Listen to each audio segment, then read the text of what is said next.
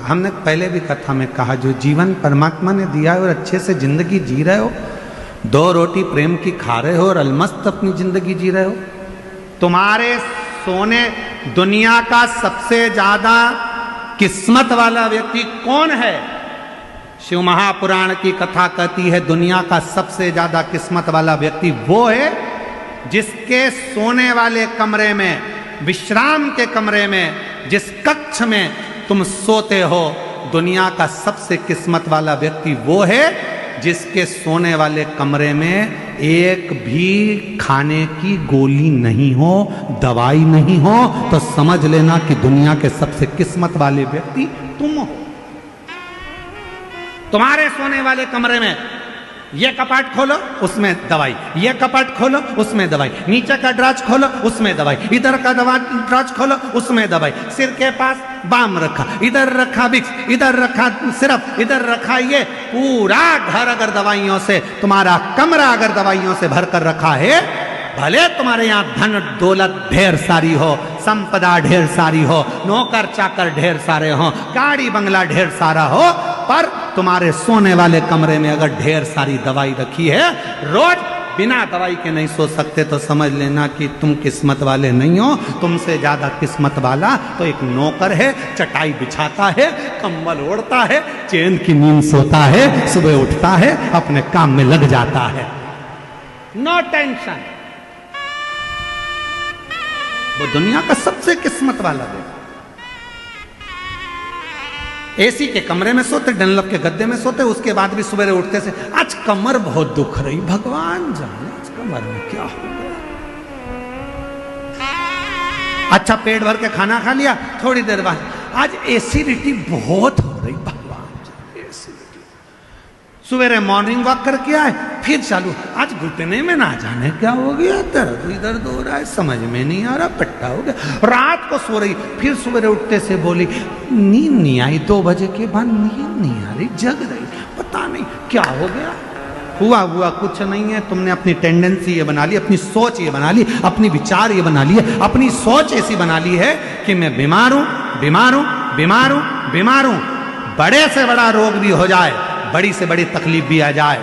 अगर तुम्हारे मुख से ये निकलना चाहिए बिल्कुल खुश हूं, मेरा भोले बाबा 1 लोटे जल से मुझे सही कर देगा, तो बड़े से बड़ा रोग सही हो सकता। पर विचार सोच आपने ऐसी बना के रखी, इतनी बीमारी हो गई, इतनी बीमारी हो गई, गुरुजी ऐसा, इसमें एक पत्र है, एक व्यक्ति को कैंसर हो गया और बड़ा भारी कैंसर हुआ, 4th स्टेज का हुआ, तो उसने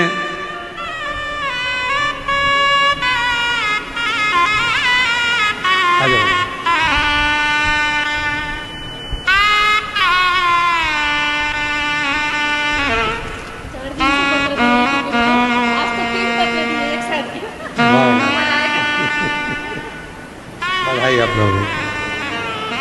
कौन सा पत्र था? बधाई आपको, बेटे का जॉब, बधाई बहुत बहुत। एक बेलपत्र इसको दे,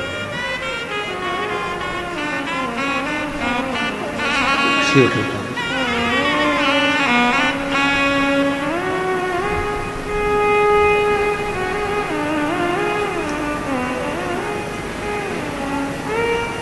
श्रीमती आशा भगवत फुगारे, तालुका राहुरी, जिला अहिल्यानगर की रहने वाली हूँ। मैं श्री डॉक्टर सुजय दादा, उनकी बहुत आभारी हूँ, इतने नज़दीक से कथा सुनने का मौका दिया, मैं दादा को बहुत बहुत धन्यवाद देती हूँ। गुरुदेव,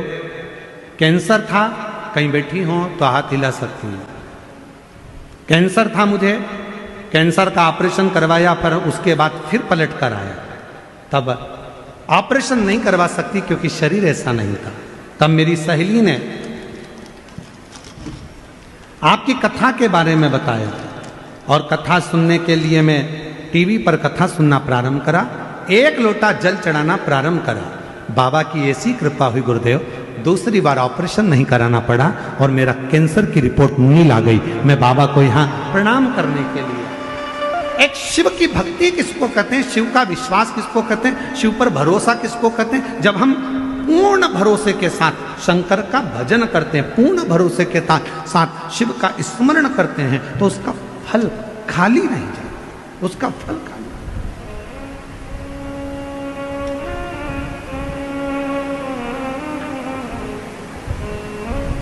कोई सोचे मैं किस्मत वाला, मेरे पास इतना धन, मेरे पास ना ना, किस्मत किसको कहते, किस्मत वाला किसको कहते, जिसके एक भी दवाई की जरूरत ना पड़े, एकदम स्वस्थ मस्त और दोनों हाथ आनंद के साथ हर हर महादेव, कोई चीज की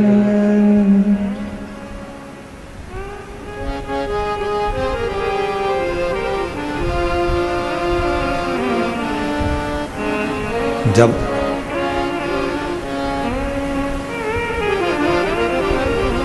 हम आप शिव पर पूर्ण आश्रित हो जाएं, पूर्ण आश्रित। पार्वती जी ने जैसे कहा कि देवाधिदेव महादेव से कि प्रभु पिताजी कोई चीज की जरूरत नहीं, पिताजी मेरे पति के पास में सब कुछ है, चाहे फिर वो कैसा भी जीवन हो, यदि आप संतुष्ट हैं,